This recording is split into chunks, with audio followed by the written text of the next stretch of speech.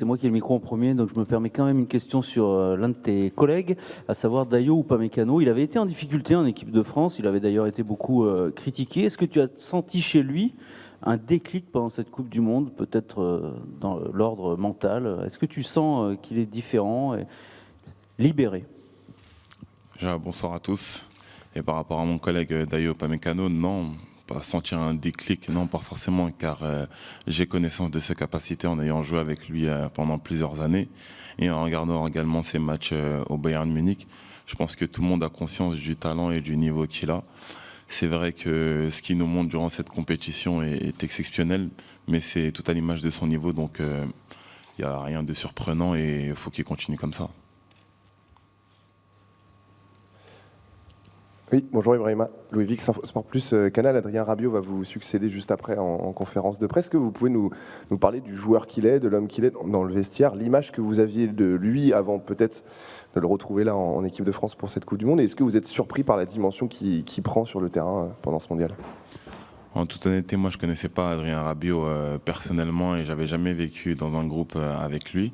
Mais c'est vrai de l'avoir avec nous au quotidien, c'est très bien car c'est un bon vivant, il discute avec tout le monde, il rigole avec tout le monde, on peut parler de toutes choses avec lui. Et sur le terrain, c'est vrai que c'est un joueur phare aujourd'hui dans cette compétition pour nous. Il apporte beaucoup, que ce soit défensivement et offensivement. Et c'est sûr que c'est un joueur dont on aura besoin pour les prochains matchs. Ibrahima, bonjour. Dominique Sévérac, le Parisien, sur votre droite. Vous connaissez bien Harry Kane. Comment on défend sur lui? C'est un joueur qui ne reste pas forcément planté dans la surface, il dézone un peu. Comment on défend sur Kane? Non, c'est clair que Harry Kane, tout le monde le sait, c'est un très grand joueur anglais. J'ai eu l'occasion de jouer contre lui à plusieurs reprises. Maintenant, comment on défend sur lui, je pense que c'est pas le joueur dangereux dans cette équipe. Il faut regarder l'équipe et pas un joueur en particulier. Et si on joue ensemble et soudés, il y a moyen de, j'espère, faire une bonne performance contre cette équipe d'Angleterre, mais il ne faut pas cibler un joueur en particulier.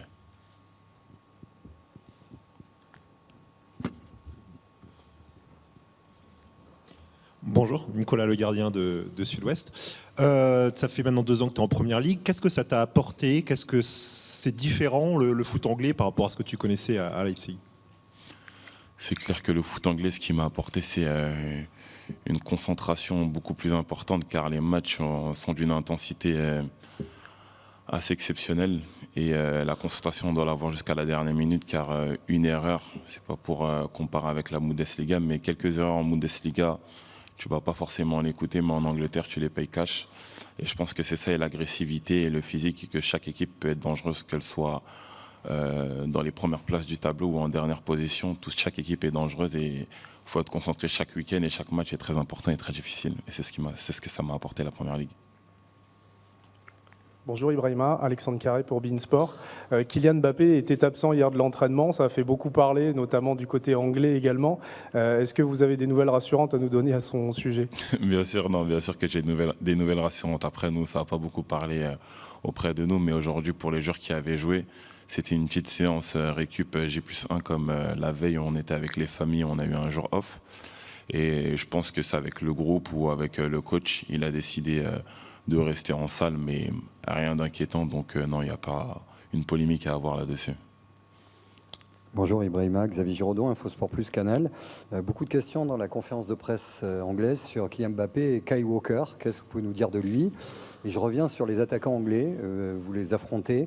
C'est qui vous embête le plus, que vous n'aimez pas rencontrer ou sur lequel vous n'aimez pas défendre? Non, je pense que je ne me pose pas cette question sur qui j'aimerais pas défendre. Si je joue au foot, c'est pour affronter les plus grands, et aujourd'hui on a l'occasion d'affronter une très grande équipe, donc on est heureux, il faut vivre ces moments-là avec plaisir. Maintenant, pour la question de Kyle Walker et Kylian Mbappé, c'est vrai que ce sont 2 très grands joueurs.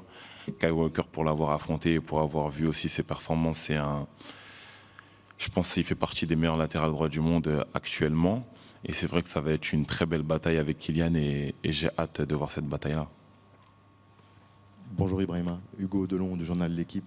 Il y a une rivalité historique entre la France et l'Angleterre qui s'est transposée ensuite par le sport. Est-ce que vous, dans votre génération, cette rivalité franco-anglaise, elle existe? Et comment elle se traduit au quotidien? Et deuxième question, est-ce que, avec tes partenaires de club, tu sens cette rivalité? Est-ce qu'il te chambre plus? Est-ce qu'il y a un rapport différent parce que tu es français? Merci. Non, c'est vrai que cette rivalité, elle existe depuis bien longtemps. J'ai quelques souvenirs quand j'étais en équipe de France U16. J'ai déjà affronté l'Angleterre et c'est vrai que l'atmosphère était différente quand on affrontait cette équipe, par l'histoire, par aussi la proximité de nos deux pays. Et je pense que cette rivalité, elle existera jusqu'à la fin des temps. Maintenant, non, si on se chambre entre chaque équipe, non, pas forcément. Mais c'est vrai que quand on a su le verdict comme quoi on allait tomber contre l'Angleterre, j'ai Trent Alexander-Arnold qui m'a envoyé un message. Mais pas de mots, il m'a juste envoyé des émoticônes et il m'a dit à samedi mon frère, parce que c'est une personne de qui je suis très proche dans le groupe. Et non, je suis content de les affronter, mais il n'y en aura qu'un qui va devoir passer, donc il y a quelqu'un qui sera triste au final. Bonjour Ibrahima, Antoine Maignan pour l'AFP. Beaucoup de joueurs décrivent Didier Deschamps comme un coach qui parle énormément aux joueurs, notamment de manière individuelle, qui a beaucoup ce discours, cette communication auprès des joueurs, notamment ceux qui jouent un peu moins. Comment ça se passe avec vous? Comment vous décririez son management à lui par rapport à ce que vous avez l'habitude d'avoir eu?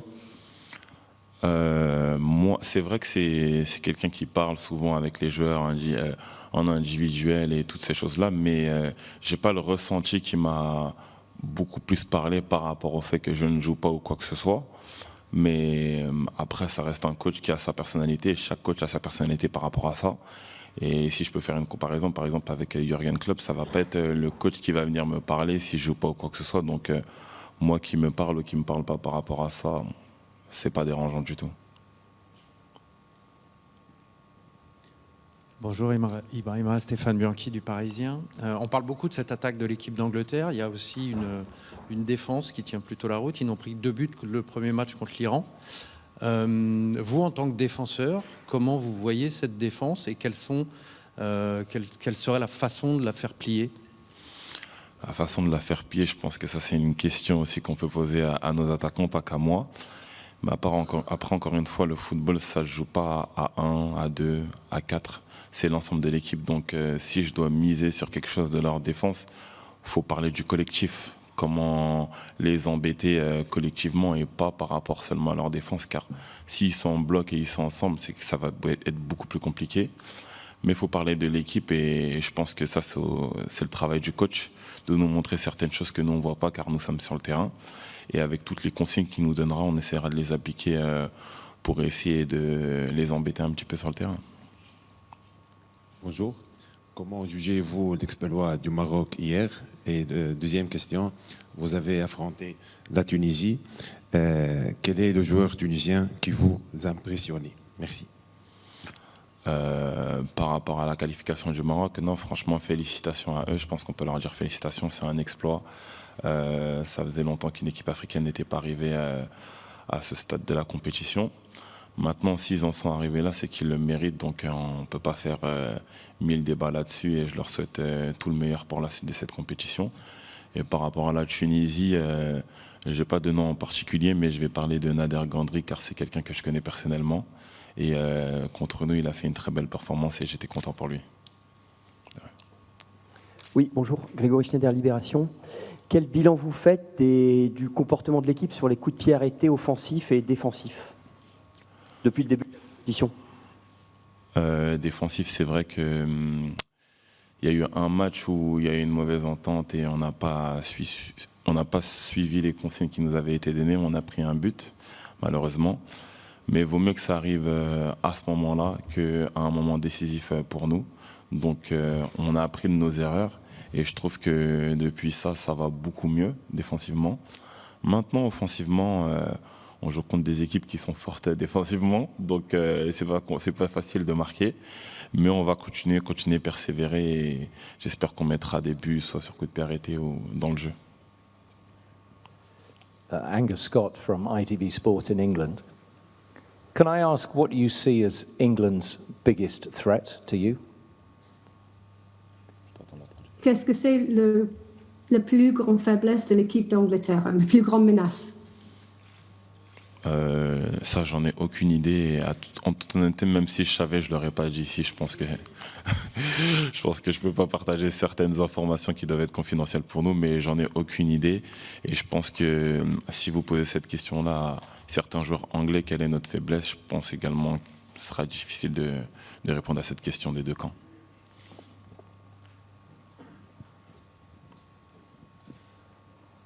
Hi, Ibrahima. How are you? Miguel Hernandez from DirecTV Sport from Latin America. Which countries or teams do you think that can be win this World Cup? What country? Quel pays pensez-vous pouvez gagner le Coupe du Monde? J'ai envie de dire la France, mais bon, après, vous allez utiliser ça contre nous, donc je ne vais pas dire la France. Mais dans cette compétition, franchement, c'est très difficile de dire ça, car il y a tellement de grosses équipes et on peut tellement avoir de surprises, car un match, c'est 90 minutes avec des extraits, et maintenant, comme c'est des éliminations directes avec le temps des prolongations, donc en toute honnêteté, je ne pourrais pas dire une nom d'une équipe, mais si je dois en choisir une, c'est la France. Et ou sinon une équipe avec lesquelles il y a quelques joueurs de Liverpool avec qui je joue, comme ça je serais super heureux pour eux. Bonjour Ibrahima, Benjamin Quarez pour Le Parisien.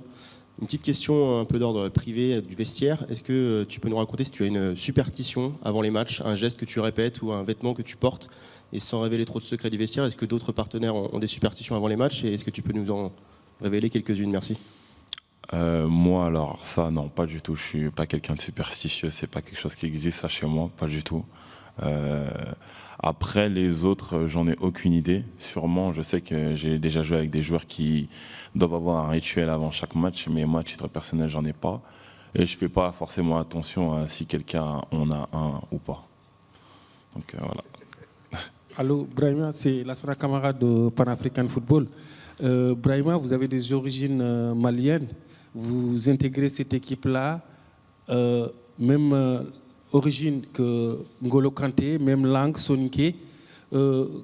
À quoi pensez-vous à l'absence de N'Golo Kanté dans cette équipe-là? Est-ce que vous le remarquez sur le terrain?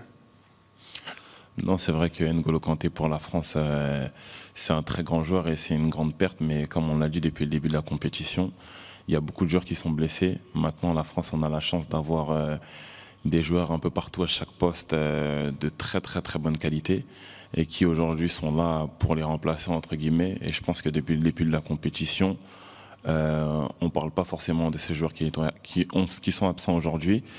Et la raison pour laquelle on ne parle pas d'eux, c'est que les joueurs qui sont à leur place font très bien ce travail-là. Maintenant, il faut continuer ainsi et continuer à faire des bonnes performances, continuer à être ensemble. Mais tout ce que je lui souhaite à N'Golo Kanté, c'est de revenir le plus rapidement possible et de récupérer de sa blessure. Et on lui souhaite le meilleur pour la suite. Voilà. Bonsoir, je suis Nana Paul Sabin. Je suis là pour Equinox Télévision. Restant avec la couleur africaine. J'aimerais savoir comment vous appréciez la participation des pays africains à cette compétition. C'est vrai que sur 5 représentants, 3 ont été rapidement balayés à l'issue du premier tour. Mais il y a cette prestation du Cameroun que vous avez certainement vécu. Comment vous appréciez donc la participation du Cameroun et même de l'ensemble des pays africains? Deuxième question, si vous permettez. Comment appréciez-vous également l'organisation de cette Coupe du Monde par le Qatar? Avant le coup d'envoi, il y a eu tout ce qu'il y a comme préjugés, comme critiques. Et nous tirons vers la fin. Alors, comment trouvez-vous l'organisation de cette Coupe du Monde? Pour répondre à votre première question par rapport aux équipes africaines, c'est vrai que j'ai des origines maliennes de mes deux parents et je suis très fier de ces équipes où ils sont arrivés dans cette compétition, qui ont surpris le monde à travers le football qu'ils ont pu proposer dans cette compétition. Et ça relève le niveau de l'Afrique et ils prennent beaucoup de considération aux yeux du monde au niveau du football. Donc par rapport à ça, je suis très heureux. Et je suis content d'où ils sont arrivés, je suis content pour le Maroc et toutes les autres équipes africaines.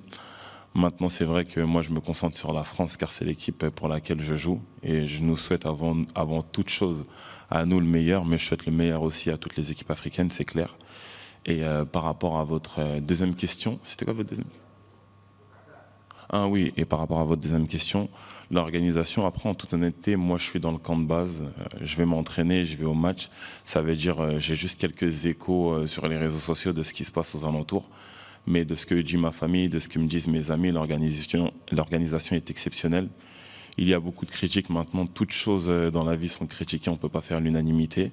Maintenant, ceux qui sont contents d'être là, tant mieux. Ceux qui ne sont pas contents, on ne les a pas obligés à venir. Donc s'ils veulent rentrer, qu'ils rentrent chez eux. Nous, on aime la Coupe du Monde, on participe et c'est très bien pour nous. Maintenant, c'est que la première, donc je n'ai pas pu voir l'organisation des autres. Mais de ce que j'ai vu, je suis très content de comment ça se passe et tout le monde est content. Donc, faut les féliciter, le pays du Qatar, pour cette organisation.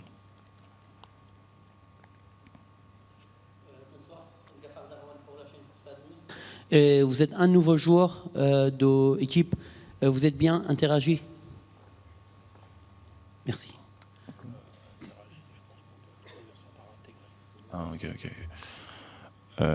Bonsoir. Oui, je pense que je suis bien intégré. Après, c'est par rapport à ma personnalité aussi et par rapport au groupe qu'ils accueillent les joueurs d'une très bonne façon. Maintenant, je suis content d'être ici, je suis content d'être avec l'équipe de France, de représenter mon pays. Et tant que ça se passe bien sur le terrain et en dehors, on ne peut que apprécier. Maintenant, faut continuer comme ça. Jonathan Swain from Good Morning Britain. Does it make you laugh when you read the English press talking constantly about Kylian Mbappé and whether he'll play or not, just because he had a day in the gym and not on the pitch?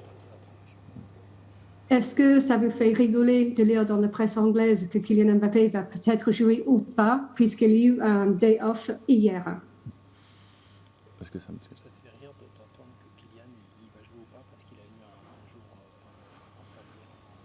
Non, ça me fait rire ou pas du tout. Non. Je sais pas ce qu'il y a de drôle dans ça, mais non. Maintenant, Kylian Mbappé, il a préféré rester en salle. Et on compte sur lui, comme sur chaque joueur qu'on a dans le groupe, les 24 joueurs qu'on est, à être présents. D'autres vont être titulaires, d'autres non. Mais il va falloir être prêt pour ce match, car on ne sait pas ce qui peut se passer durant le match ou durant les entraînements qui vont arriver. Mais il faut que tout le monde soit en bonne santé pour affronter cette équipe d'Angleterre, qui est une très bonne et très grosse équipe. Et on va prendre une dernière question avec Baptiste Després du Figaro. Bonsoir, Ibrahima. Sur le Kylian, justement, à l'entraînement, en quoi il t'impressionne? Toi, en tant que défenseur, est-ce qu'il y a des gestes ou des fulgurances où tu dis ah oui, là, quand même, c'est costaud? Et comment tu ferais pour défendre sur lui? J'avoue, cette question, elle est un peu compliquée. Comment je vais faire pour défendre sur lui? Je pense que c'est vrai que Kylian, il est impressionnant. Et après, c'est pas quelque chose qui me surprend parce que ça fait des années qu'il monte ce niveau et d'année en année, il évolue et il devient encore meilleur. Et franchement, en toute honnêteté, je ne sais pas à quel niveau il va s'arrêter et quel niveau il va atteindre.